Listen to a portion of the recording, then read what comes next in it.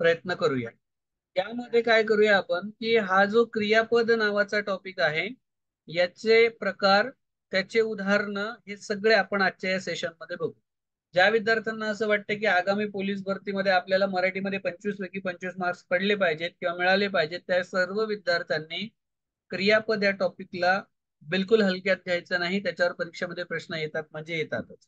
दुसरी गोष्ट एक अशी आहे महत्वाची की यामध्ये ज्या शब्दाच्या या 8 जाती व्यतिरिक्त इतर ज्या जाती आहेत, चार, लिंग, वचन, विभक्ती, सामान्य रूप, ते पण आपण इथे समजून घेऊ। वाक्य विचार, वाक्य संश्लेषण, वाक्य पृथक्करण, समास, वृत्त, शब्दसिद्धी, काळ, शब्दांचं व्याकरण, चालवणे इथपासून शब्दशक्ती, रस, गुण, विरामचिन्हे, म्हणजे 27 टॉपिक जे तुम्हाला इथे दिसतात ते व्याकरणाशी संबंधित आहे।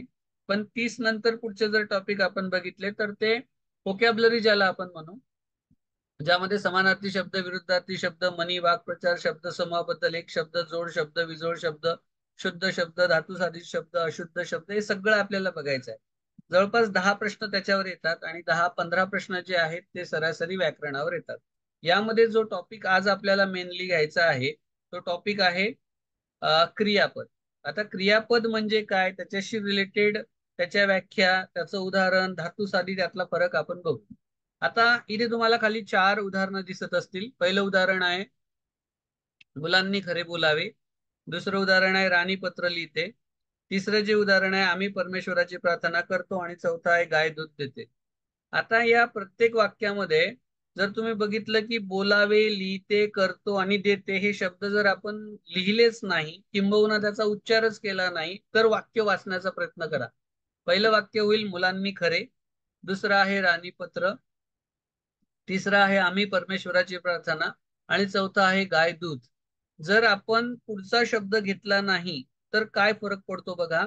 सगळ्यात महत्वाचा फरक पडतो की वाक्याचा अर्थ पूर्ण होत नाही। दुसरी गोष्ट, तो जो शब्द आहे जसं की मुलांनी खरे काय बोलावं, बोलू नाही, राणी पत्र लिहिते, लिहित नाही, आम्ही परमेश्वराची प्रार्थना करतो, करत नाही, किंवा गाय दूध देते, देत नाही, हा जो शेवटचा शब्द आहे हा शब्द वाक्यातली क्रिया दाखवतो। त्यामुळे क्रियापदाची व्याख्या काय होते, असा शब्द जो अविकारी आहे की विकारी आहे, विकारी आहे। असा शब्द जो सव्य आहे की अव्यय आहे, सव्य आहे। असा शब्द जो बदलतो, असा शब्द जो वाक्यातली क्रिया दाखवतो, असा शब्द जो वाक्याचा अर्थ पूर्ण करतो, त्या सगळ्यांना काय म्हणतात, क्रियापद असं म्हणतात। पण खालचं जर आपण 2 उदाहरणं बघितले की त्या विद्यार्थिनी फार चांगल्या गात, आणि दुसरं काय दिलंय, त्या विद्यार्थिनी आता गात नाही, तर पहिल्या वाक्यात गात आणि दुसऱ्या वाक्यात गात यामध्ये काय फरक आहे। पहिल्या वाक्यातला जो गात आहे तो वाक्याचा अर्थ पूर्ण करतो, आणि दुसऱ्या वाक्यातला जो गात आहे तो वाक्याचा अर्थ पूर्ण करत नाही। मग जो शब्द वाक्याचा अर्थ पूर्ण करत नाही त्याला धातू साधित उर्फ कृदंत असं म्हटलं जातं। काय म्हटलं जातं, धातू साधित उर्फ कृदंत। आता परीक्षेत प्रश्न कसा येतो, पोलीस भरतीच्या किंवा कुठल्याही सरळ सेवा परीक्षेमध्ये एक कॉमन प्रश्न येतो, कुठल्या तरी एका शब्दाखाली अंडरलाईन करतात आणि विचारतात अधोरेखित शब्दाची जात ओळखा। आणि जर पहिल्या वाक्यामध्ये गात या शब्दाखाली अंडरलाईन केलं तर त्याला काय म्हणतात, धातू साधित की क्रियापद म्हणतात, त्याला क्रियापद म्हणतात। आणि दुसरा शब्द जो आहे, त्या विद्यार्थिनी आता गात नाही, तर हा जो गात तुम्हाला इथे दिसतोय हा गात आहे धातू साधित, त्याला कृदंत असं सुद्धा म्हणतात। कृदंत म्हणजे जो वाक्याचा अर्थ पूर्ण करत नाही, आणि धातू साधित म्हणजे काय, तर जो धातूपासून तयार झाला, जसं गा हा मूळ धातू आहे आणि या धातूपासून गातो, गाणार, गायलेला हे इतर शब्द तयार होतात। जसं की हस, हस हा धातू आहे, त्याच्यापासून हसतो, हसणार, हसलेला। रड हा धातू आहे, रडतो, रडणार, रडलेला। धाव हा धातू आहे, धावणार, धावतो, धावलेला हा धातू आहे, त्यालाच धातू साधित उर्फ कृदंत असं म्हटलं जातं। इथपर्यंत काय अडचण, आपण काय बघितलं, वाक्यामध्ये क्रियापद आणि धातू साधित या दोघातला फरक बघितला। आता दुसरी एक गोष्ट तुम्हाला येणं खूप गरजेचं आहे, ते म्हणजे वाक्यातला कर्ता आणि कर्म कसं ओळखतात। आता वाक्यातला कर्ता आणि कर्म ओळखण्याची साधी सिंपल पद्धत आहे। जर तुम्हाला वाक्यातला कर्ता ओळखायचा असेल तर तुम्हाला पहिल्यांदा वाक्यातलं क्रियापद शोधावं लागेल। जसं 1 नंबरचं वाक्य वाचा, लेखकासाठी निर्मितीचा आनंद हा फार मोठा असतो। आणि जेव्हा मी म्हणतो लेखकासाठी निर्मितीचा आनंद मोठा असतो, तेव्हा कर्ता जर मला ओळखायचा असेल तर सगळ्यात पहिली स्टेप मला क्रियापद ओळखायचं आहे। क्रियापद काय आहे, असतो। क्रियापद काय असतो, दुसरं, क्रियापदाचा धातू शोधावा. धातू म्हणजे काय, तर ज्याच्यापासून ते क्रियापद तयार झालं. त्यामुळे असतो त्याचा मूळ धातू काय, अस. याची तिसरी स्टेप काय, या धातूला नारा कोण किंवा नारी कोण हे शेपूट लावायचं आणि प्रश्न विचारायचा. येणारं उत्तर जे आहे ते करता असतं. उदाहरणार्थ, वाक्य दिले, लेखकासाठी निर्मितीचा आनंद मोठा असतो. तर असणारा कोण, असणारा कोण, आनंद. आनंद हा झाला करता. आनंद काय झाला, करता. त्यामुळे या वाक्यातला करता करता. काय? मग तुम्ही मला सांगा, number 2, number 3, number 4, number 5, number 6 या वाक्यातला करता तुम्हाला ओळखायचा आहे. ज्या विद्यार्थ्यांचं म्यूट आहे, अनम्यूट, ऑनम्यूट करा त्या विद्यार्थ्यांनी. दुसरी गोष्ट, तुमचे जे उत्तर आहे ते मला कमेंट बॉक्स मध्ये सुरुवातीला सांगा. मी कमेंट बॉक्स ऑन करतोय, कारण ज्यांचा तर मी तोंडाने सांगतो. म्यूट करा, काही ज्यांचा ऑन आहे. कमेंट बॉक्स मध्ये उत्तर टाका. शेजारच्या शीला काकूच्या मुलीने मला गुलाबाचे फूल दिले या वाक्यातला करता ओळखा. जे विद्यार्थी जॉईन झालेले आहेत त्यांनी कमेंट बॉक्स मध्ये कमेंट करा. कोंबड्याला तुरा शोभतो, करता ओळखा. सर्वांना मराठी येते, करता ओळखा. राहुलला थंडी वाजते, करता ओळखा. कमेंट बॉक्स मध्ये सगळ्यांनी उत्तर द्यावे. चला लवकर लवकर, फास्ट मध्ये सांगा. जर तुम्हाला समजत असेल तर तुम्ही उत्तर देऊ शकता, जर नाही समजत असेल तर तुम्ही उत्तर देऊ शकत नाही. सगळे जॉईन झालेत? चला लवकर लवकर सांगा. येस, राहुल, कृष्णा. आणि हे जे तुम्ही नाव दिलेले आहेत, तेव्हा नाव देत असताना विवो, आयफोन असले नाव नका देऊ. तुमचे नाव ठेवा, म्हणजे मला कळेल कोण कोण आहेत. सगळ्यांनी कमेंट बॉक्स मध्ये एकदा उत्तर द्या. विवो. चला लवकर, फास्ट. एक कमेंट आलेली आहे फक्त, 3 नंबरचा तुरा. ठीक आहे, ठीक आहे. जर कमेंट्स मध्ये तुम्हाला उत्तर देणं कठीण जात असेल आणि जर मी म्हटलं की तुम्ही बोलून उत्तर द्या, तर सगळ्यांचे असं बिलकुल चिवचिव चिवचिव होऊ शकते. त्यामुळे मी म्हटलं की तसं उत्तर न देता असे उत्तर द्या. ठीक आहे, बघा. शेजारच्या शीला काकूच्या मुलीने मला गुलाबाचे फूल दिले. देणारी कोण, देणारी कोण, मुलगी. शिला काकूची मुलगी. त्यामुळे मुलगी हे काय झालं, करता झालं. कोंबड्याला तुरा शोभतो, शोभणारा कोण, तुरा. तुरा. सर्वांना मराठी येते, येणारी कोण, मराठी. राहुलला थंडी वाजते, वाजणारी कोण, थंडी. तुकाराम व कालिदास या दोघांच्या कविता आत्मनिष्ठ आहेत, असणाऱ्या कोण, कविता. म्हणजे जर तुम्हाला कविता. कर्ता शोधायचा असेल तर पहिल्यांदा वाक्यातलं क्रियापद शोधा, क्रियापदाचा मूळ धातू शोधा आणि त्या धातूला नारा कोण किंवा नारी कोण हे शेपूट लावा. येणारं जे उत्तर आहे ते कर्ता असतं. असंच जर मी तुम्हाला म्हटलं की आता आपल्याला कर्म ओळखायचं आहे, तर कर्म कसं ओळखणार, तर पहिल्या ज्या 2 स्टेप आहेत त्या 2 स्टेप सारख्याच आहेत. कोणत्या, वाक्यातलं क्रियापद शोधावं, त्या क्रियापदाचा मूळ धातू शोधावा. फक्त तिसरी जी स्टेप आहे ती थोडीशी वेगळी आहे. काय तिसऱ्या स्टेप मध्ये, त्या धातूला न्याची क्रिया कोणावर घडते असं शेपूट लावायचं आहे आणि प्रश्न विचारायचा आहे. उदाहरणार्थ, भक्ती गाईला मारते, कार्तिकी पुस्तक वाचते, सचिनने काच फोडली, राम आंबा खातो आणि राणी पत्र लिहिते. आता या वाक्यातला आपल्याला कर्म ओळखायचं आहे. तर पहिल्यांदा कर्ता ओळखून दाखवा. भक्ती गाईला मारते, मारणारी कोण, भक्ती. आणि कर्म जर ओळखायचं झालं तर मारण्याची क्रिया कोणावर होते. बघा, पहिलं काय, क्रियापद शोधा, काय आहे, मारते. दुसरं काय, मारती. क्रियापदाचा धातू शोधा, मूळ धातू काय, मार. आणि याला काय शेपूट लावायचं आहे तुम्हाला, न्याची क्रिया कोणावर घडते. म्हणजेच काय, मारण्याची क्रिया कोणावर घडते, गायीवर घडते. त्यामुळे गाय हे झालं कर्म. कार्तिकी पुस्तक वाचते, वाचणारी कोण, कार्तिकी. कार्तिकी झालं कार्तिकी. करता. वाचण्याची क्रिया कोणावर घडते, पुस्तकावर घडते, पुस्तक झालं कर्म. सचिनने काच फोडली, फोडण्याची क्रिया कोणावर झाली, काचावर झाली. राम आंबा खातो, खाण्याची क्रिया कोणावर झाली, आंब्यावर झाली. राणी पत्र लिहिते, लिहिण्याची क्रिया कोणावर झाली, पत्रावर झाली. त्यामुळे पत्र कर्म आहे. भक्ती, कार्तिकी, सचिन, राम, राणी हे सगळे काय आहेत, कर्ता आहे. जर कर्ता आणि कर्म आपल्याला ओळखता आलं तर आपल्याला एक गोष्ट 100% समजू शकते, क्रियापदाचे पडणारे प्रकार. आणि क्रियापदाचे जे काही प्रकार पडतात, मुख्यतः एक सिद्ध आहे आणि दुसरं साधित आहे. सिद्धचे परत 2 प्रकार पडतात, अर्थावरून पडणारे प्रकार आणि रूपावरून पडणारे प्रकार. आता अर्थावरून पडणारे प्रकार काय, तर त्याचे 6 मुख्य प्रकार पडतात.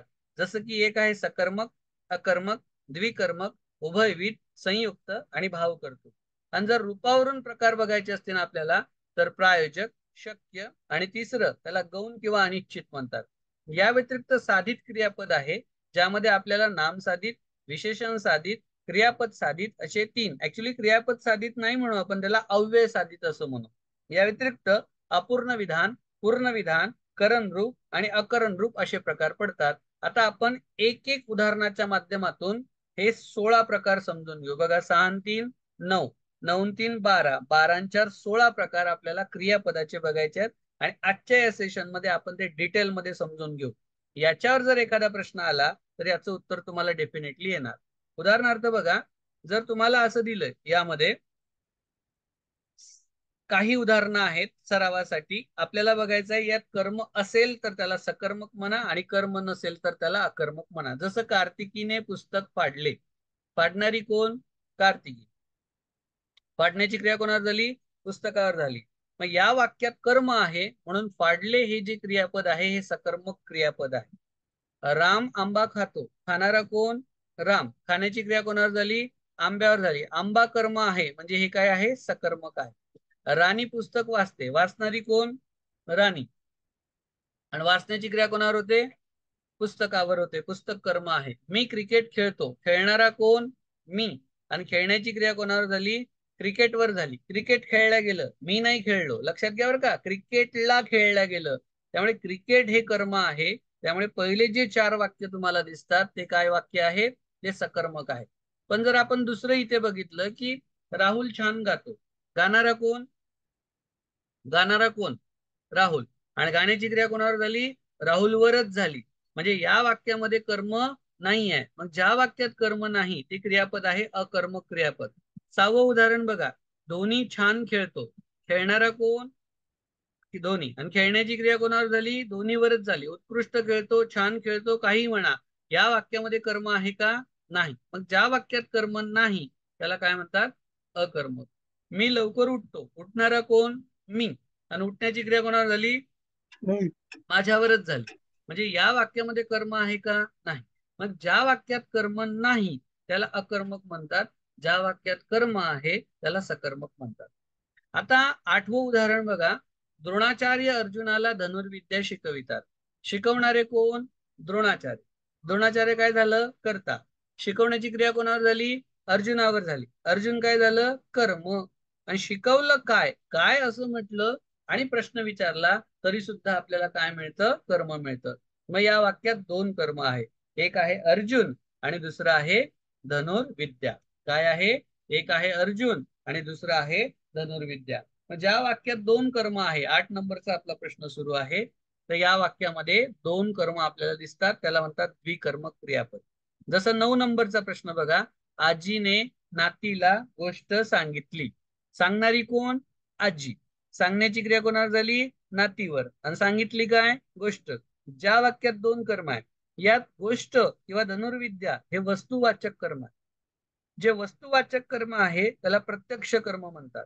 आणि अर्जुन किंवा नाथ ही व्यक्ती आहे, त्यामुळे जे व्यक्तिवाचक कर्म आहे त्याला अप्रत्यक्ष कर्म असं म्हणतात. ज्या वाक्यात 2 कर्म आहे, एक प्रत्यक्ष कर्म आहे, एक अप्रत्यक्ष कर्म आहे, त्याला द्विकर्मक क्रियापद असं म्हणतात. जसं की तुम्ही इथे बघितलं असेल, मी एक चार्ट इथे दिला होता आणि या चार्ट मध्ये तुम्हाला असं दिसत असेल की एक सकर्मक क्रियापद आहे, दुसरं अकर्मक क्रियापद आहे आणि तिसरं द्विकर्मक क्रियापद आहे. बरोबर आहे जे. मग यातलं द्विकर्मक म्हणजे काय, ज्याच्यामध्ये 2 कर्म दिलेले आहेत. सकर्मक म्हणजे काय, ज्यात कर्म आहे पण एकच कर्म आहे. अकर्मक म्हणजे काय, ज्यात कर्मच नाही. द्विकर्मक म्हणजे काय, ज्यात 2 कर्म दिलेले आहे, त्यातलं एक कर्म प्रत्यक्ष आहे आणि दुसरं कर्म जे आहे ते अप्रत्यक्ष आहे. उदाहरणार्थ बघा, काही प्रश्नपत्रिका तुमच्या समोर आहे. दुर्वास शकुंतलेला शाप देतो, या विधानात टिंब टिंब कर्म आहे. तर देणारे कोण, दुर्वास. दुर्वास कोण झाले, कर्ता. देण्याची क्रिया कोणावर झाली, शकुंतलेवर झाली. आणि दिलं काय, शाप. मग या वाक्यात किती कर्म आहेत, एक आहे की 2 आहे, 2 कर्म आहे. तिने भिकाऱ्याला पैसे दिला, दुसरं उदाहरण बघा. देणारी कोण? ती. आणि देण्याची क्रिया कोणावर होते? भिकाऱ्यावर. आणि दिलं काय? पैसा. या वाक्यात दोन कर्म आहे, त्याला द्विकर्मक क्रियापद असं म्हणतात. Point clear? Point clear? आता तिसरा आणि चौथा हा प्रश्न सोडवू नका, पाचवा प्रश्न सोडवा. सचिन सर विद्यार्थ्यांना व्याकरण शिकवितात. पाचवा प्रश्न बघा. शिकवणारे कोण? सचिन सर. शिकवण्याची क्रिया कोणावर झाली? विद्यार्थ्यावर झाली. आणि शिकवलं काय? व्याकरण. एक कर्म आहे की दोन कर्म आहे? दोन कर्म आहे. मग ज्या दोन कर्म आहे त्याला काय म्हणतात? त्याला काय म्हणतात? द्विकर्मक क्रियापद असं म्हणतात. आता यामध्ये आपण जवळपास 9 प्रश्न बघितला. आजीने नातीला गोष्ट सांगितली, द्विकर्मक. तिने भिकाऱ्याला पैसे दिले, द्विकर्मक. मुले गुरुजींना प्रश्न विचारतात, द्विकर्मक. बरोबर. आता 12 आणि 13 नंबरचं उदाहरण बघा. राणीने घराचे दार उघडले, तिच्या घराचे दार उघडले. 12 आणि 13 नंबरचं उदाहरण दिसते सगळ्यांना? आता दोन्ही ठिकाणी दोन्ही वाक्यात क्रियापद हे सारखं आहे. काय क्रियापद आहे? उघडले, उघडले. पण वाचल्यावर जरी ते क्रियापद सारखे दिसत असले तरी ते क्रियापद सारखे नाही. हे क्रियापद दोन वेगवेगळे आहेत. कसे आहेत बघा. राणीने घराचे दार उघडले. उघडणारी कोण? राणी. राणी कोण झालं? कर्ता. उघडण्याची क्रिया कोणावर झाली? दारावर झाली. दार काय झालं? कर्म. मग ज्या वाक्यात कर्म आहे त्याला सकर्मक क्रियापद म्हणतात. त्यामुळे उघडले हे जे क्रियापद आहे हे सकर्मक क्रियापद आहे. पण दुसरं उदाहरण जेव्हा तुम्ही बघता, तिच्या घराचे दार उघडले. आता प्रश्न विचारा, उघडणारे कोण? दार. उघडणारे कोण? दार. आणि उघडण्याची क्रिया कोणावर झाली? दारावरच झाली. म्हणजेच काय? कर्त्यापासून सुरू झालेली क्रिया कर्त्यापाशीच येऊन जर थांबत असेल अशा वाक्यात कर्म नसते. त्यामुळे दुसऱ्या वाक्यामध्ये उघडले हे अकर्मक आहे, पहिल्या वाक्यात उघडले हे सकर्मक आहे. एकच क्रियापद दोन वेगवेगळ्या वाक्यात दोन वेगवेगळ्या अर्थाने येते. एका वाक्यात ते सकर्मक आहे तर एका वाक्यात ते अकर्मक आहे. याला उभयविध क्रियापद असं म्हणतात. काय म्हणतात याला? उभयविध क्रियापद असं म्हणतात. सेम 14 आणि 15 नंबरचं उदाहरण बघा. बाळाने लाकडी धनुष्य मोडले. आणि दुसरं काय? ते लाकडी धनुष्य मोडले. आता पहिल्या वाक्यातलं मोडले आणि दुसऱ्या वाक्यातलं मोडले, तुम्हीच बघा काय येतं आणि मला सांगा. पहिलं काय? बाळाने लाकडी धनुष्य मोडले. मोडणारा कोण? मोडले. बाळ. आणि मोडण्याची क्रिया कोणावर बाळ. झाली? धनुष्यावर झाली. त्यामुळे या वाक्यात कर्म आहे? हो आहे. दुसऱ्या वाक्यात ते लाकडी धनुष्य मोडले. मोडणारे कोण? धनुष्य. मोडण्याची क्रिया कोणावर झाली? धनुष्यावरच झाली. म्हणजे कर्त्यापासून सुरू झालेली क्रिया कर्त्यापाशीच येऊन थांबते. अशा वाक्यात कर्म नाही. त्यामुळे पहिल्या वाक्यात मोडले हे सकर्मक आहे, दुसऱ्या वाक्यात मोडले हे अकर्मक आहे. Okay, point clear? याला म्हणतात उभयविध क्रियापद. याला काय म्हणतात? उभयविध क्रियापद. आता 16, 17, 18 याच्याकडे लक्ष द्या. 16 नंबरचं वाक्य आहे, बाळ 2 घास जेवून घे. ऍक्च्युली ते घेऊन घे असं लिहिण्यात आलं, ते आहे जेवून घे. आता जर मी फक्त जेवून हा शब्द घेतला आणि पुढचं काही घेतलंच नाही तर बाळ 2 घास घे या वाक्याला अर्थ आहे का? नाही. बाळ 2 घास जेवून घे याला अर्थ आहे. जेवून हा धातू साधित आहे, त्याला मदत करण्यासाठी घे आलेला आहे. बरोबर. आम्ही भेटकार्ड बनवित आहोत. बनवित आहोत. बनव हे धातू साधित आहे, त्याला मदत करण्यासाठी आहोत आहे. विद्यार्थी गाणे म्हणू लागले. मन हे धातू साधित आहे, त्याला मदत करण्यासाठी लागले क्रियापद आहे. धातू साधित अधिक सहाय्यकारी क्रियापद, बरोबर, याला म्हणतात संयुक्त क्रियापद. त्यामुळे जेवून घे, बनवीत आहोत, म्हणू लागले याला काय म्हणतात? याला संयुक्त क्रियापद असं म्हटल्या जातं. उदाहरणार्थ बघा, हत्ती मांस खात नाही. तर खात नाही संयुक्त क्रियापद आहे. दादा गावाला जात होता. जात होता संयुक्त क्रियापद आहे. लक्षात येते? संयुक्त क्रियापद कशाला म्हणतात?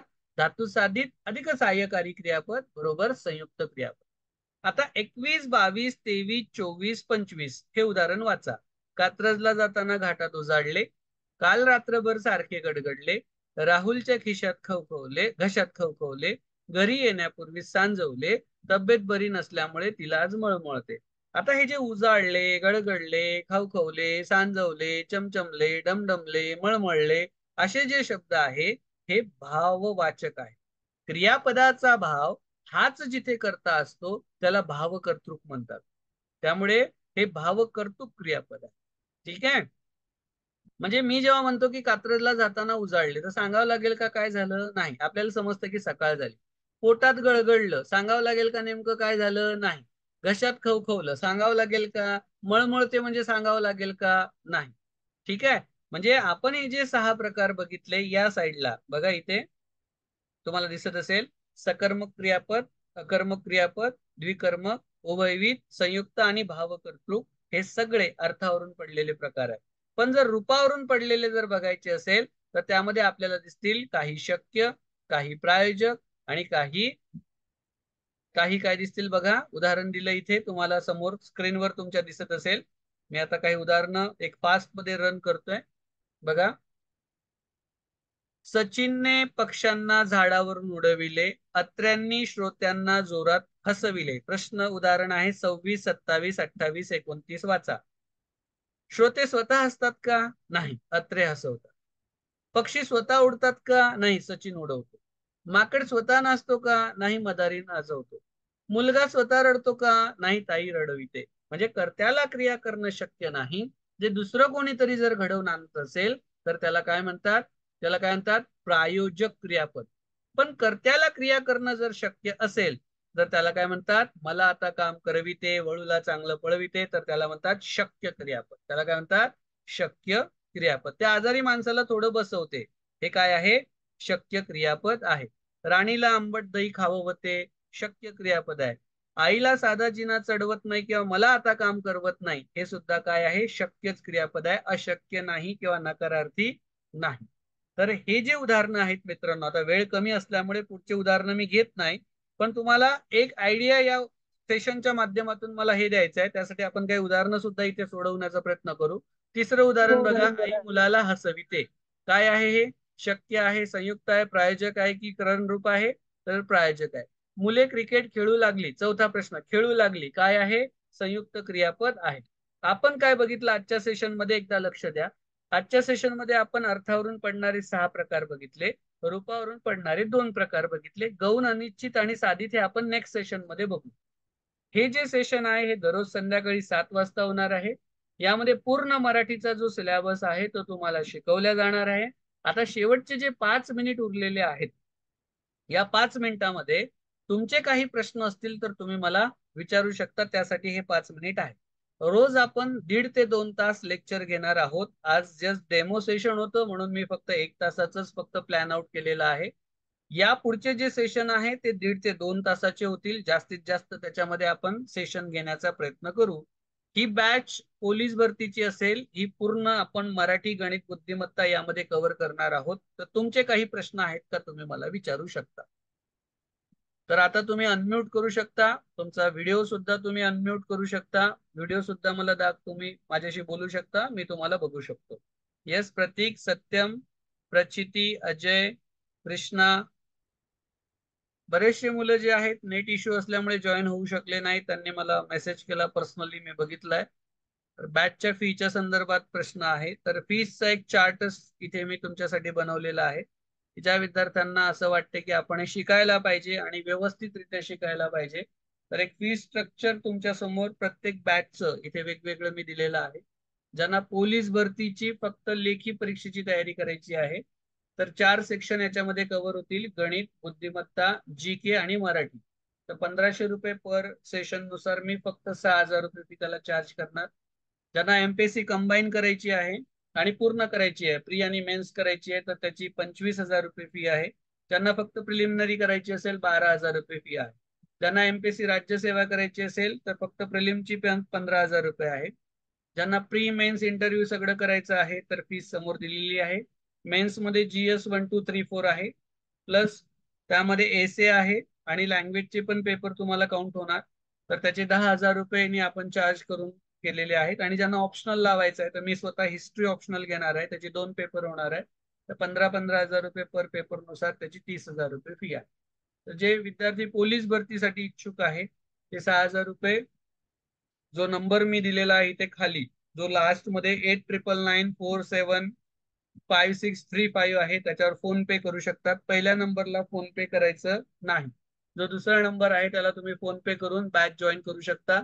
यामध्ये तुम्हाला कोचिंग मिळणार, नोट्स मिळणार, टेस्ट सिरीज मिळणार आणि तुमचे जे काही PYQ चे तुमच्या जे काही डाऊट्स असतील विश्लेषण ते सगळे याच्यामध्ये होणार. ठीक आहे. ज्या विद्यार्थ्यांना असं वाटतंय की सर जे सांगताय ते आपल्या फायद्याचं आहे तर त्या सगळ्या विद्यार्थ्यांनी ह्या ज्या बॅचेस आहेत जॉईन कराव्या. ज्याला जे जे शक्य आहे त्यांनी ते बॅच जॉईन करावे. आता तुमचे काही प्रश्न असतील तर विचारा. आपण झूम वर का घेतो त्याच्या मागचं कारण असं आहे की तुम्ही जे काही बोलता ते मला कळतं, तुमचा आवाज मला येतो. माझे ऍप पण आहे पण ऍपवर वन वे राहतं जास्तीत जास्त.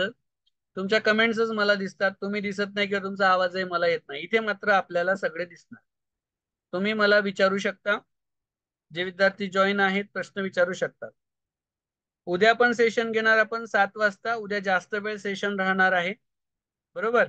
जास्तीत जास्त विद्यार्थ्यांनी सेशन जॉईन करावे. ते सुद्धा डेमो सेशन आहे. आपण हा टॉपिक कंप्लीट करू त्याच्यामध्ये आणि पुढे जाऊ. ठीक आहे. आहेत काही प्रश्न कोणाचे?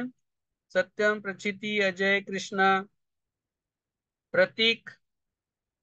आणि सगळ्यांना एक सांगणं, एक स्टेबल राहा. एकदा विचार केला की मला हे करायचंच आहे तर करायचं आहे ऍट एनी हाऊ. आणि एक लक्षात घ्या, हे जर तुम्ही नाही केलं तर टेन्शन घेऊ नका. महाराष्ट्रात इतर मुलं आहे ते करतील, ते पास होतील, आपण बसा तसेच. येस. काही प्रश्न आहेत कोणाचे? मी ऐकतोय तुम्हाला. तुमचे काही प्रश्न असतील तर विचारा. ही जी बॅच असेल 7 वाजता ही स्पेशली पोलीस भरतीची बॅच असेल. आहेत का प्रश्न? बोलायचं आहे कोणाला काही? 899947 काय सर? सिक्स सर थ्री परत फाईव्ह सांगा ना. येस बोला. सर परत सांगा ना, आता काय सांगत होता तुम्ही? परत सांगा ना जरा. आपली जी बॅच आहे ती रोज संध्याकाळी 7 वाजता होणार आहे. बॅच ही 1.5 ते 2 हा तास होणार आहे. आज पहिला दिवस आहे म्हणून हा फक्त ट्रायल बेसवर आपण अर्धा तास घेतली. उद्यापासून मात्र हा. 1.5 तास 2 तास बॅच चालणार आहे आणि त्यानंतर MPSC ची सेपरेट बॅच होणार आहे. MPSC ची एमपी बॅच सर, 8:30 आहे. होणार आहे. हम्म. सर सर हा आपल्या बोला. 4 मुलं बाहेर आलेत माहितीये का? 4 मुलं बाहेर गेलेत आज चालू लेक्चर मधून आत्ता मागाशी. बरोबर. ते जॉईन होत आहेत हॅलो नाहीये त्यांना, म्हणजे तुमचा आवाज नाही पडत त्यांच्यापर्यंत. आवाज नाही आला त्यांना. ओके.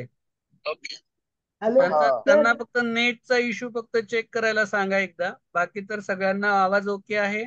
अजय. आम्ही सोबतच आहे सर, लॅब मध्ये बसले आम्ही सगळे. अच्छा. मग तिथे नाही झालं का, जॉईन कनेक्ट नाही झालं का? त्यांचं कनेक्ट नाही होते, मग आम्ही एकत्रच केलं सगळ्यांनी. बरं बरं बरं ठीक आहे. चालेल. ओके. हॅलो हा सर. बोला. हा सत्यम. सर हा सर, आपली एमपीएससी ची बॅच किती वाजता घेणार आहे आज तुम्ही? रात्री 8:30 वाजता MPSC ची बॅच आहे ज्यामध्ये इकॉनॉमिक्स पासून शिकवायला सुरुवात होणार आहे. ज्यांना 8:30 GS वाजता. मध्ये इकॉनॉमिक्स शिकायची इच्छा असेल टॉपिक पासून सुरुवात होणार आहे, त्यांनी जॉईन करावं. चालेल चालेल. ओके. येस. येस अजय.